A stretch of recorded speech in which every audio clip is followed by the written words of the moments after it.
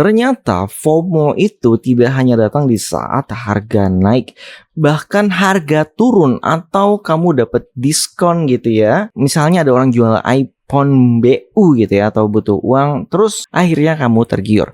Oke, jadi kali ini kita akan membahas 7 ciri-ciri orang terkena FOMO.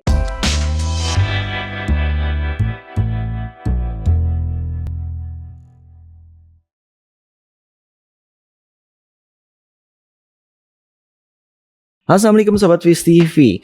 Oke, di sini saya akan membahas bahaya FOMO dan ciri-cirinya. Terkadang orang itu nggak sadar kalau dia lagi terkena FOMO, yang akhirnya gelap mata dan hilaf dan berakibat kerugian, kena scam, atau kamu nyangkut di kripto. Jadi FOMO atau fear of missing out ini bukan hanya takut ketinggalan momentum. Ada juga yang karena takut terlambat atau takut kesempatannya diambil orang. Oke, langsung aja 7 ciri-ciri orang terkena FOMO. Yang pertama, biasanya orang FOMO itu buru-buru atau tergesa-gesa di saat ingin melakukan misalnya transaksi kripto.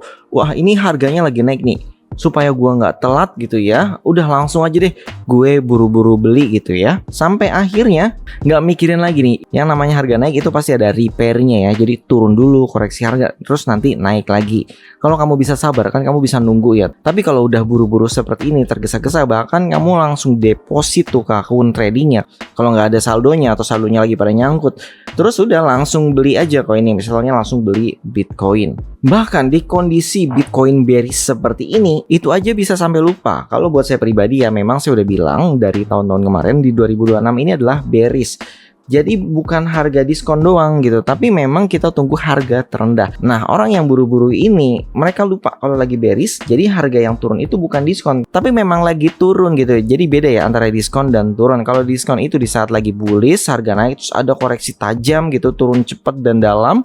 Nah, ini kalian bisa beli. Tapi kalau turunnya kecil-kecil seperti ini, seperti yang kamu lihat ya di chart ini bukan diskon jatuhnya ya. Jadi jangan takut terlambat juga belinya, santai. Ini masih bearish, kamu bisa beli di harga terbaik. Kemudian ciri-ciri yang kedua adalah nggak bisa mikir jernih dan maunya di saat ngeliat harga Bitcoin turun 70.000 nih, itu udah nggak bisa berpikir jernih. Karena memang 70.000 ini selama berbulan-bulan itu nggak ada ya. Baru tersentuh harganya sekarang-sekarang aja. Karena mungkin dulunya mau beli di harga 70.000 itu nggak dapat ya. Jadi mungkin kemarin dia nyangkut belinya di 120.000 atau 100.000 dolar gitu untuk satu koin BTC-nya. Akhirnya di harga 70.000 aja udah bawaannya pingin sat-sat gitu ya, langsung beli aja. Nah, ini biasanya yang membuat orang nggak berpikir jernih. Dimana ini kan sudah bearish ya, ngelihat harga Bitcoin 70.000 ke bawah, terus nggak mikir udah langsung beli aja. Akhirnya setelah kamu beli, baru kamu sadar, wah ternyata masih bisa turun terus ya. Apalagi di sini kamu belinya langsung all in gitu ya. Misalnya punya uang 1 juta langsung dibeliin 1 jutanya gitu ya, otomatis minus jadinya kan udah. Mau gimana lagi, nyangkut di tengah-tengah. Ciri-ciri ketiga adalah tidak punya plan. Yang seharusnya kalau memang kamu seorang trader atau investor, belinya itu semua penuh dengan perhitungan ya. Jadi sebelum kamu beli, ini sudah punya plan nih. Nanti misalnya saya akan membeli Bitcoin di harga 65.000. Nah, ini adalah plan. Tapi karena kamu nggak ada plan sebelumnya, akhirnya semua transaksi kamu di kripto itu menjadi dadakan. Terus ciri-ciri keempat, oke, kamu udah beli nih dadakan. Di sini kamu juga nggak punya plan afternya atau setelahnya. Setelah kamu beli, misalnya kamu mau take profit di mana nih? Setelah kamu beli, apakah kamu mau cicil belinya gitu kan? Karena kamu belinya langsung nih, yang 1 juta langsung dibeliin semuanya. Akhirnya di sini baru sadar kalau kamu nggak punya plan selanjutnya. Bagaimana kalau harga selanjutnya itu turun ke 60.000 atau bahkan 50.000 dolar untuk harga Bitcoinnya? Nah, ini dia plan yang seharusnya kamu punya before, sebelum terjadi nih, kamu harusnya sudah punya. Dan plan setelah nantinya kamu akan beli, kamu mau take profit di mana, apakah kamu mau grid atau DCA. Nah, plan ini yang nggak ada akibat FOMO. Kemudian nomor 5, kamu nggak punya perhitungan money management dan resikonya. Karena nggak punya plan tadi, nah di sini kamu panik nih ya. karena nggak ada money manajemennya. Ternyata kamu masuknya bukan di spot, tapi di future. Akhirnya kamu tidak memperhitungkan resikonya kalau ternyata Bitcoinnya turun sampai 45.000. Dimana mungkin kamu meletakkan posisi likuidasi kamu. Misalnya ternyata Bitcoin minggu depan turun mendekati 55.000. Akhirnya kan kamu panik nih, mau tambah dana, belum gajian tapi kamu sudah kepake semua marginnya.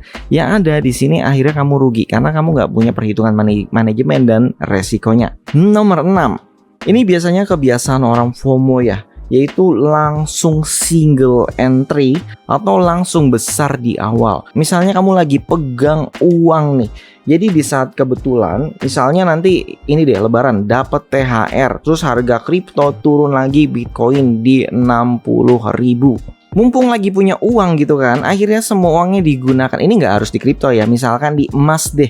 Misalnya nanti THR lebaran yang biasanya emas pada naik kan. Nah itu orang-orang FOMO pada beli emas dan belinya langsung besar. Semua uang yang dipegang langsung dibelikan emas tersebut atau koin kripto. Yang efeknya adalah menjadi salah perhitungan tadi, yang ujung-ujungnya nyangkut bisa sampai tahun depan kalau misalnya harganya nggak balik lagi. Walaupun kadang menghibur diri dengan nanti emas juga naik lagi, nanti Bitcoin juga naik lagi, tapi kamu lupa kalau ini bakal menyiksa psikologis kamu selama kamu nyangkut tersebut. Dan ciri-ciri ketujuh, setelah kamu melakukan segala kesalahan tersebut, biasanya kamu ngeblank, udah nggak bisa lagi fokus ya pikirannya, bahkan kerja nggak fokus, terus main game aja itu juga nggak fokus. Akhirnya kamu kehilangan dan pikiran bawahnya itu runyam gitu ya, kusut. Nah inilah dampak orang yang tidak mereka sadari.